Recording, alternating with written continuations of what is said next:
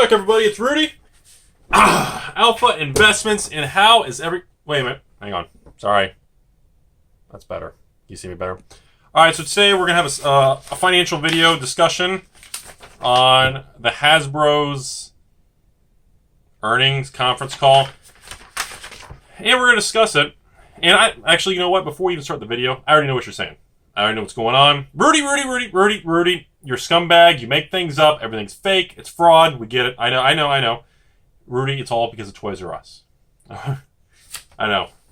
So let's talk about the earnings report for Hasbro / parent company of Wizards of the Coast, how I perceive it, and how it's written versus the reality of the situation, and honestly, how well it's written, and how good these people are. They got some good... I love Hasbro. I respect them a lot. They're really, really good at writing and kind of having that good ability to put that positive spin on things, you know? So we're going to start with the obvious thing going on right now. Rudy, tell us what happened.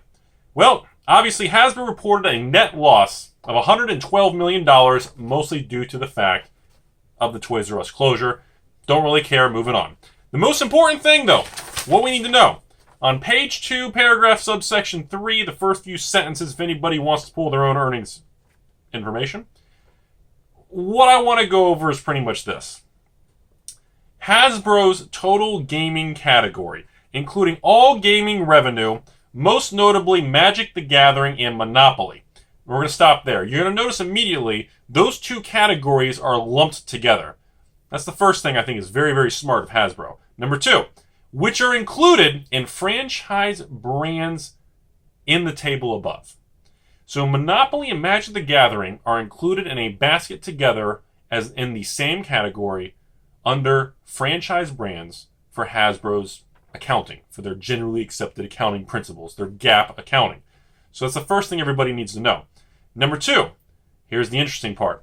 Franchise brands for Q1 of 2018 was $361 million in net revenue, in sales. The year before was $449 million. That is an exact, pretty much decrease of 20%, or 19 point something percent. So, this is where it gets fun. Out of that $361 million, $203 million of that money in the first quarter of 2018 is down 20% from the previous $253 million for 2017. Hasbro believes their gaming portfolio is competitive and strong and blah, blah, blah. Okay, that's the whole video right there. That's all you need to know. That's everything. So this is what we're going to talk about before we take it down a notch. So the revenue is $361 million for Q1. Okay? Out of the $361 million, 200 of that $361 million is Magic the Gathering and Monopoly. Now, you all know as well as I do, Monopoly is not $200 million in Monopoly sales. We know that. But you got to give them credit by basketing things together like that and combining categories to add a little bit of murkiness to the waters. Very impressive. I'm very, very impressed by that. I literally would want to give a reach around and a hug, and an inappropriate hug that lasts too long. You know, when you hug someone, it's too long. I definitely like to do that to the people who wrote this. Very well done. Beautiful. Beautiful. So I do like that. Now, the next thing you need to know is the category for Magic and Monopoly was $250 million the year before. So, if you go from $250 million to $200 million, again, it's a 20% decrease. No one's arguing that. Now, this is where the plot thickens. First thing everybody wants to know, I'm going to put the paper down now. So that tells us immediately, over 50%, about 60% of the entire Hasbro franchise brands category for their earnings comes from Magic and Monopoly. Now, I'm going to go on a limb. Now, this is speculation, Rudy. I have no proof of this because they don't release it. My personal opinion is out of that $200 million, I would guess 10 to 20% of that is related to Monopoly and Monopoly branding. I think about 75 to 80% of that number is easily Magic and Wizards of the Coast as a whole company. So, it's very cut and dry that the numbers are down 20%. Now, this is where people say, Rudy, again, you just don't know you don't know anything. You make everything up. You're a fraudster scumbag. I know. I read the reports online. I post all those messages too. I spread some of my own rumors too. It builds character, makes you feel alive. So, This is the key to the whole thing. It's not that there was a 20% decline. It's the problem is the quantity of products that have been released has been increasing. So let's think about this for a second, everybody. If you continually pump out more products every year than you have in 5 years ago. Years ago, Wizards they did half the product line they do today. The master sets, the standard sets, the specialty sets, then the limited products, then the challenger, the from the vault, the specialty decks, the dual decks, the event decks. When you put it all together, Wizards has increased the number of products for Magic the Gathering. Now, when you increase the number of products by 30, 40, 50%, and yet your sales are down 20%, that is extremely alarming. Imagine if they did not increase the number of products. Imagine if the product line stayed exactly the same. And that's where everything unravels. Think about this. If the product line was 20 to 30% less products from WotC per year, imagine how deep that cut would be. Imagine having a 20% decline with making more products. And now you go back to your reduced amount of product line. In other words, when you adjust the numbers, all I'm getting at is in reality, when you have more products that you're pulling from and your numbers are down 20%, that means on a per product basis or a per booster box on a Ixalan, Rivals, Hour, Amonkhet, all these products in the rolling calendar line that are in print, in production, that are getting sales on a weekly, monthly basis, that means across the board, on average, these products are experiencing 35 to 38% less in sales.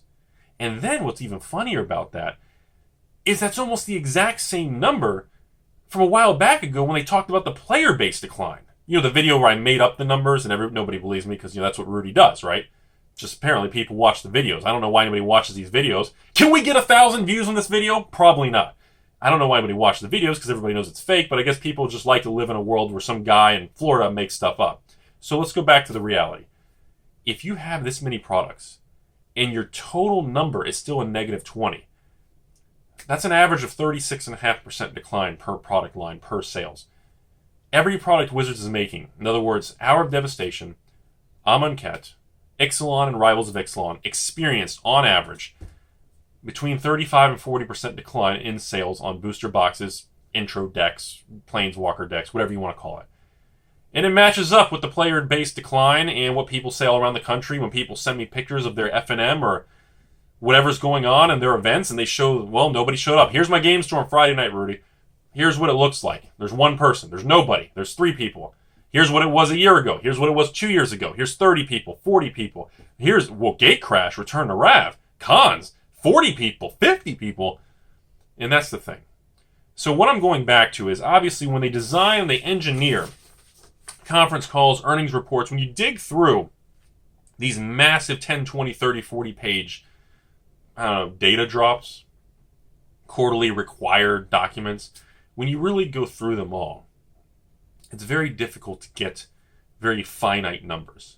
And it's designed that way on purpose.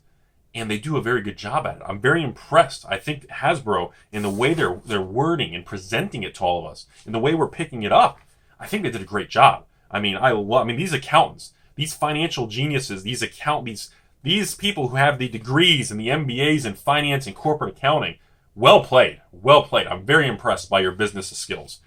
Now, when we go back to what that really means for all of us, Dominaria, Dominia, Domination, Dominatrix, whatever you want to call it, is literally, as the filming this video, I think it comes out tomorrow, is official, Thursday, yeah, it comes out tomorrow is the official release day.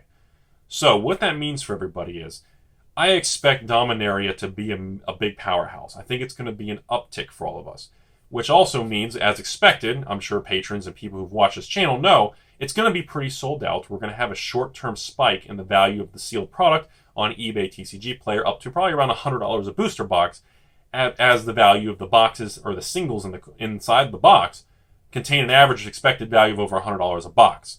Now, because of that, and because of the history in the last 12 months, Wizards is not mass printing like they did in Gatecrash, RTR, and Cons.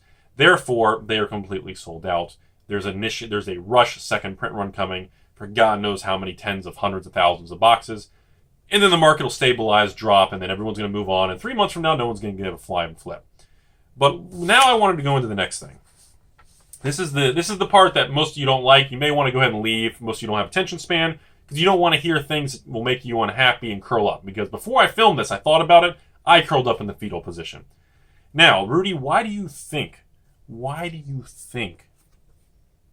there's a 20% decline overall or a 35 to 38% decline on a per product, per unit basis?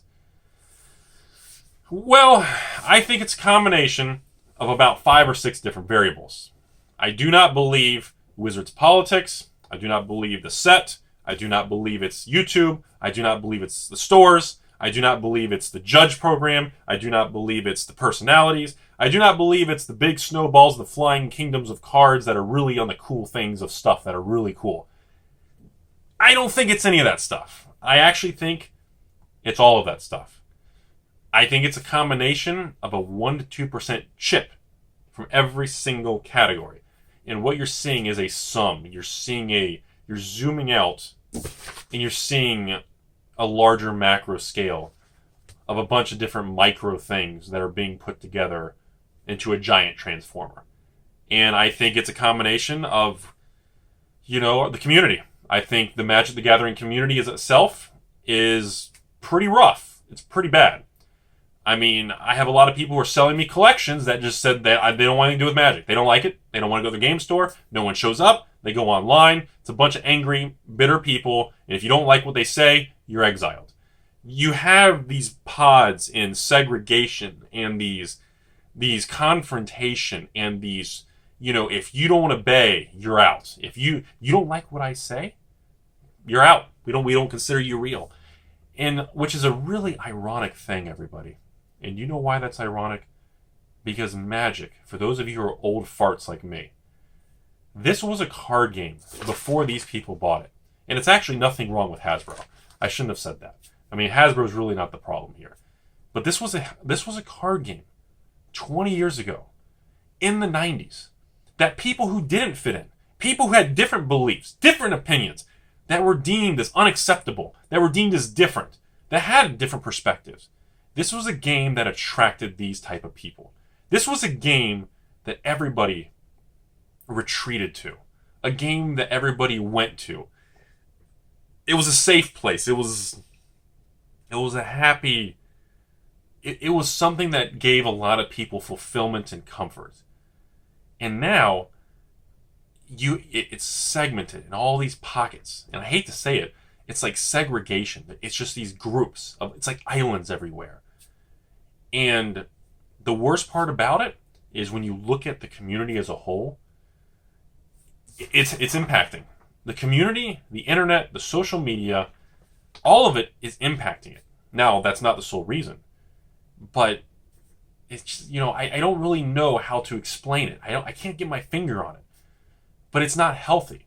It's really not what things were built on. It's not what really made Magic amazing and built it up at the beginning. That's not really what made it great. That's not what launched it. And now we're in a time where, Wizards and these programs and these things have their approved and they're not approved. And these are the people we like. These are the people we don't like. These are the groups. Wait, Rudy, you talk to these people? Wait, you also talk to them? Wait, you talk to both of them? Oh my goodness. So you have a culture that's pushing it backwards. And that is affecting this. So now that you have a culture that's not helping push forward because of beliefs and ideas, then let's go into the next category. Now we have a bad culture that's just pushing different directions all over the place instead of just enjoying a game. That's all we want to do. And now you get to the product. The product lacks creativity. The product is bland. The product of this dinosaurs and the product of the flavor, the artwork, the tone, the way it's presented, the way the spoilers are, the way the hype is, the way it's unhealthy long term. It burns people out. It creates a negative long-term experience for the player, for the customer, for the store, for the corporation, for everything across the food chain. Now, we get to the quality of the product. You have warped cards. You have smeared ink. I mean, now they're releasing data talking about, we're aware. We've heard you. We have used the high-end Japanese printers. And they feel different. The ink, the colors are beautiful. The colors are bright. There's less issues. But, they only acknowledge the one segment that they did something. They purposely omit the area of curling cards in lack of other corrections on the problems. And they choose to sniper it. They choose to literally splice specific prose and let's spin it a certain way. And you put it all together, everyone, and you end up getting something where these are the numbers. Those are the numbers you get. You put it all together, that's where we are. And the worst part about this whole video, I don't think you see nothing yet. The only positive thing I can say is Dominaria is the best set I've seen in years. It is what Magic needs, wants, and desires. And what's funny about it, all these people who haven't bought boxes in years, all of a sudden are buying Dominaria boxes. Why? Because they think it's creative. It's unique. It looks cool. And they just simply like it. And that's it. Not because some fancy dude who wears a tinfoil hat on the internet told him so. Not because Rudy's 47 sponsorships send him special things in the mail. Not because my other 8 sponsors told him to. It's because they simply like the cards and people talk about it. And they go locally and they hear about it and they say, wow, that actually does look good. I haven't bought anything. I didn't buy I didn't devastate my wallet with Hour of Devastating. I didn't Amonkhet Kitty Cat. I didn't want to do any Ixalan. I wasn't rivaled against. They didn't do any of it. And all of a sudden these people are like, I bought Kaladesh. I liked it. I guess I'll buy some Dominaria now. And then, obviously with the lower print run Dominaria at release with the allocations, we run out, which is good. So that's my discussion on the Hasbro numbers. I think it's sad. I think it's a tragedy. I think it's brought on by themselves. And I think they know that. And I actually am 100% sure, 99.99, assuming that some of the people I've talked to are actually Hasbro corporate. They could be lying. They know. They watch it. They see what's going on. They're aware of it. And, the Toys R Us thing, it's not going to have an impact on Magic, really, everybody. I mean, Toys R Us may sell a booster pack per store per day or something. They're not enough to even affect the Magic segmentation. That market, that chunk of Magic World really has no impact on the Toys R Us. So that's really all I have to say. So we're going to wrap it up here. The point of the video was, like I said, Hasbro pretty much just came out with cut and dry, cold numbers saying, hey, shit's down 20%. And then when you really dig through it, and you're really good at handling and reading generally accepted accounting principles, because you paid a lot of money for a piece of paper you get to hang on a wall, so every time you walk by, you remind yourself of why you're part of the machine, and that somebody should kick you in the balls. And it reminds you that, there's problems, and Magic has a ton of them. And I'm really hoping Dominaria is a turning point, everybody. I'm really pulling for it. I feel like it could be. But, when they've increased the number of products nonstop, and you still got numbers that are down that much, it's the consumer confidence, the credibility. Why should anybody think things are good? Why should you invest in a new product? Why should you buy a case of every set that comes out instead of just buying one box or 2 boxes? One to draft, one to keep, one to open, whatever you want to do. Or why should you just not buy the single cards? So I want to hear what everyone's opinion is. Rudy with Alpha Investments. I think the earnings report, I knew it would be low because of Toys R Us, but I didn't expect that. I didn't think it was going to be anywhere near that. And I don't know how much that means to a lot of you watching, because you're not a major finance guy. You don't dig through quarterly reports. You don't look at the old 8s and 10Ks and Qs and annual reports, and you guys don't really dig through that stuff like I do. So I'm not sure how much this even really means a lot to a lot of you, but I just want to tell you, those are the numbers. So I hope you guys enjoyed the video. I hope you guys learned something. And I hope somebody at Hasbro or somebody at Wizards maybe just realizes that, maybe we should just make good products and have fun with everybody. Not somebody. Let's have fun with everybody.